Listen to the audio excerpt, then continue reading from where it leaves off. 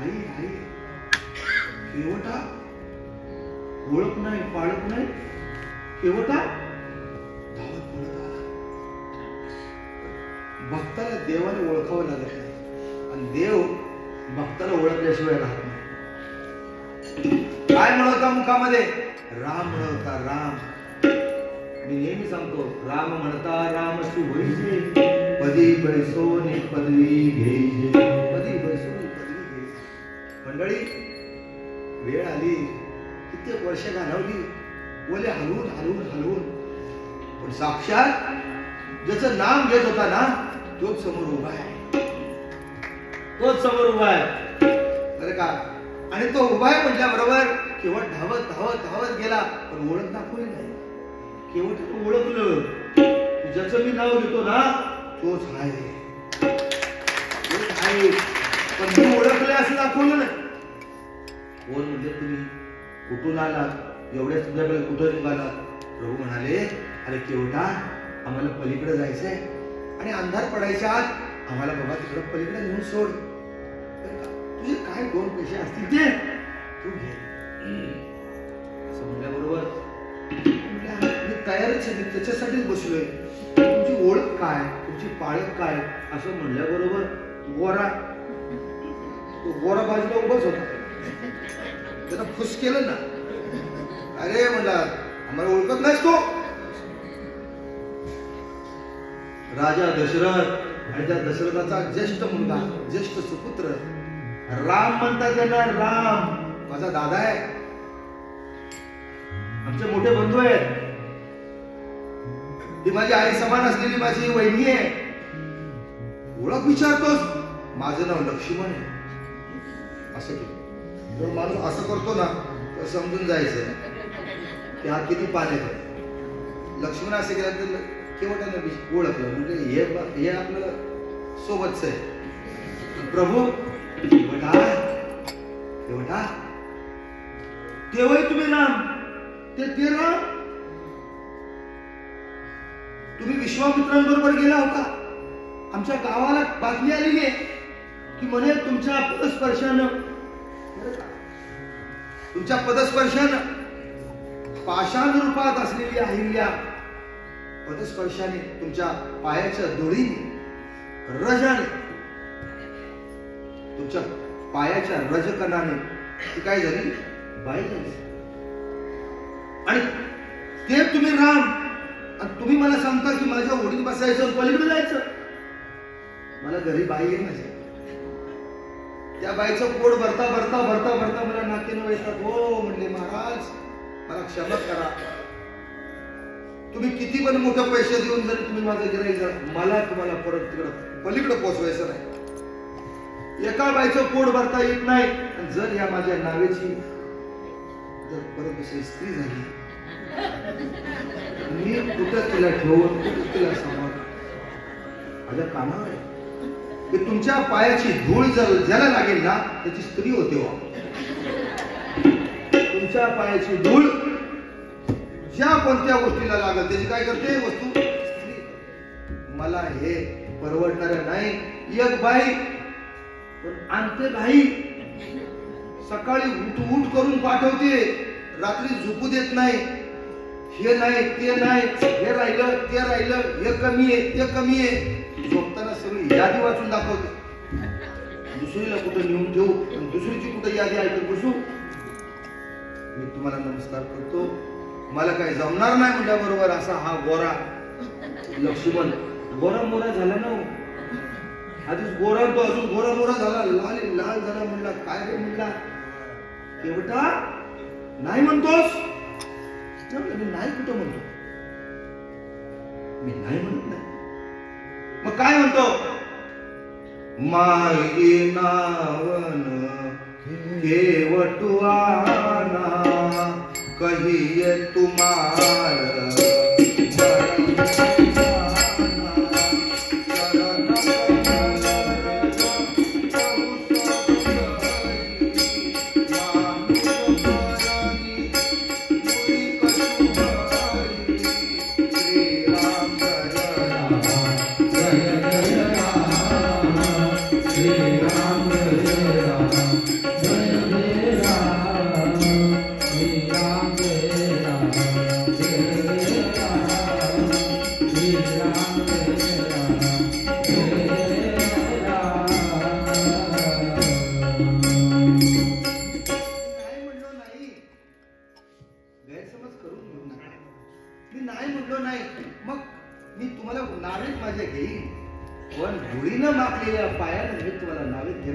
त्या कणाकणाला मला काय करावं लागेल, धुवून काढावं लागेल.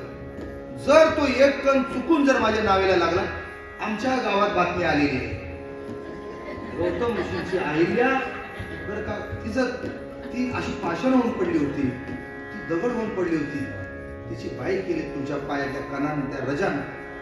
तुमचा तो पायाचा कण ना कण मला काढावा लागला. प्रभू राम स्मित केलं. लक्ष्मण मात्र टाकून गेला होता बिचारा. 2 दिवस उभा अयोध्येपासून चालतोय. रात्री पण हे झोपलेले असताना हा मात्र असा ताटून जाग संरक्षण देत होता. आणि आता आणखीन हा नावाडी हा आणखीन ताटावतोय. रागानं डोळे फिरवायचा लक्ष्मण, रागानं. पण केवळ मात्र चिकाटीच होता. ही संधी पुन्हा नाही. आता अयोध्येला आलोयच ना, रात्रंदिवस आम्ही झोपणार नाही. अयोध्येच्या रजामध्ये जो राम आहे ना, तो राम आम्ही शोधणार, त्या रामाला आम्ही अनुभवणार, त्या रामाचा आम्ही अनुभव घेणार. आता आम्ही आलोच ना, संधीचं सोनं करता आलं पाहिजे. केवट म्हणाला, प्रभू माझी काय मोठी मागणी नाही, तुमचे पाय मी चांगले धुणार आणि मग धुतलेले पाय मग तुमचे मी नावे. एवढंच आहे ना. मग म्हणले, लक्ष्मण म्हणला, अरे उशीर कशाला लावतोस, धुना एकदा काय येते त्यांचे पाय. केवटाला असा आनंद झाला, अत्यानंद झाला, प्रभू आता येतो. पाय धुवायचे तर एकटीनं कशाला, सगळं म्हणल्या घरचं मंडळच घेऊन येतो. धावत पडत त्या टेकडीवर घर आणि गेला बाबा. आणि बायकोला म्हणतो, बाई चल आपलं भाग्य उदयाला आलं. साक्षात आपल्या गंगेवर, आपल्या नदीच्या किनाऱ्यावर प्रभूचं आगमन झालं. साक्षात प्रभू राम जो आपल्या हृदयामध्ये, तो आता आपल्या सगुण साकार रूपात आपल्या समोर. आपल्याला त्याचे पाय धुवायला मिळणार आहेत, त्याची पाद्यपूजा करायला मिळणार आहे. बरं का, पाद्यपूजा करण्या एवढं पुण्य जगात दुसरं कुठलं नाही, लक्षात ठेवा. पाद्यपूजेसारखं पुण्य फक्त पाद्यपूजा त्याचीच केली पाहिजे की त्या अधिकाराचे असले पाहिजे. पत्नी हुशार होती. पत्नी म्हणली, पाद्यपूजा करायला भांडं घ्यायला लागेल ना. पत्नी हुशार होती. पत्नी म्हणाली, असं करू आपण, आपल्याकडे लाकडी काय आहे, आठवट. जर प्रभू आणि भगवंताची जर पाद्यपूजा करायची असेल ना, त्या काठोटात आपण काय करू, या लाकडी काठोटात आपण जर पाद्यपूजा केली तर ते पाणी त्या काठोटामध्ये काय होईल, जिरेल. जेव्हा मी माझी सकाळी संध्याकाळी भाकरी करेन ना, तेव्हा मला माझ्या प्रभूची आठवण येईल.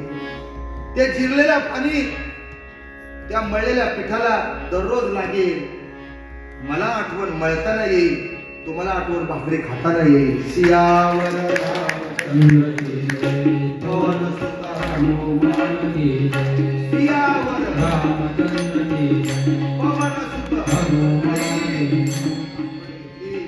डोक्यावर काठवट, हातामध्ये लोटा.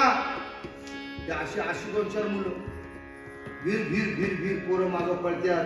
2-3 मुली. पूर्वीची मुलं म्हणजे काय, हम दो हमारे 1-2 आहे, हम दो हमारे 1-2 आहे, हम दो 10-12 अशी कंपनीच असायची, प्रायव्हेट लिमिटेड. ही सगळी कंपनी मागो केवळ मागं बायको वाऱ्यासारखी पडत सुटले. तिष्ठत उभा आहे. तो काय आहे, तिष्ठत उभा आहे. त्याचं रूप कसं आहे, हो सुंदर आहे. त्याचं रूप कसं आहे, राजस सुंदर ते ध्यान.